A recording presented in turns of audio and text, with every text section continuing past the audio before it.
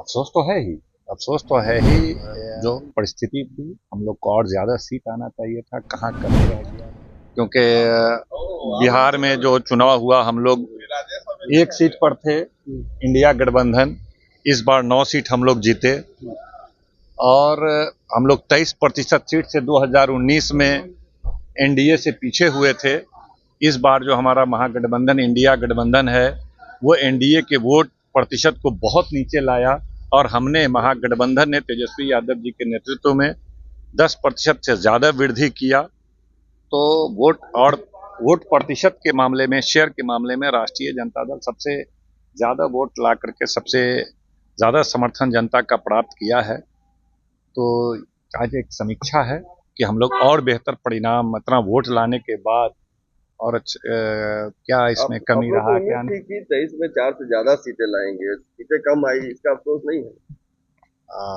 अफसोस तो है ही, अफसोस तो है ही कि भाई हम लोग जिस तरह से जो परिस्थिति थी, हम लोग को और ज़्यादा सीट आना चाहिए था, कहाँ कमी रह गया, कैंडिडेट से कमी हो गया, पार्टी से कमी हो गई, कार्यकर्ताओं में कमी हो गई। तो इसकी एक समीक्षा, तो आज समीक्षा एक होना है अभी, उस समीक्षा के बाद ही निकल पाएगा कि आखिर कमी क्या रहा। और ये समझिए कि सबसे बड़ा एनडीए का ग्रांट अलायंस बिहार में ही था। उत्तर प्रदेश में आप देखिएगा तो भाजपा अकेले लड़ रही थी, उसके पास 7 जो अलायंस थे वो 1-8% क्षेत्रीय पार्टी थे जिनका 1-8% ही वोट हुआ करता था। लेकिन बिहार में जनता दल यूनाइटेड जिसका 12-13% वोट है, रामविलास जी की पार्टी जिसका 4-5% वोट है, उपेंद्र कुशवाहा जी, मारी जी, ग्रांट अलायंस, इधर तेजस्वी यादव जी वाम दल और कांग्रेस के साथ अकेले इतनी बड़ी चुनौती का मुकाबला कर रहे थे। उसके बावजूद जिस तरह एनडीए के ग्राफ को नीचे किया और अपने ग्राफ को ऊंचा किया और 0 से 10 तक पहुंचे, 9 तक पहुंचे, तो ये अपने आप में बड़ी सफलता है।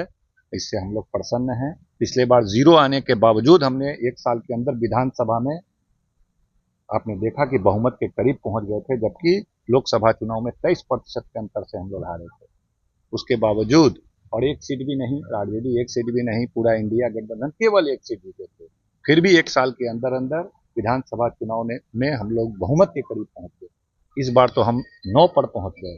वोट प्रतिशत हमारा 23% का नहीं रहा अंतर, मात्र 10-11% का रहा। तो इससे हमारे लोगों में यह खुशी है कि उसका मतलब है कि आने वाले विधानसभा में बहुत आसानी से प्रचंड बहुमत के साथ तेजस्वी यादव के नेतृत्व में सरकार बना पाएंगे। फिर भी समीक्षा तो करना हम लोग का दायित्व है, इसलिए आज समीक्षा।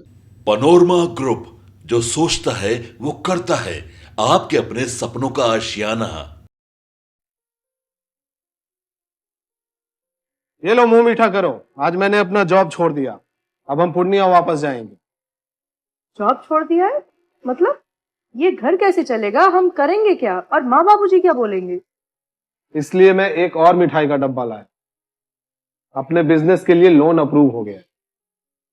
अरे लोन अप्रूव हो गया वो तो ठीक है, लेकिन पूर्णिया में हम रहेंगे कहाँ? अपना घर भी तो नहीं है वहां।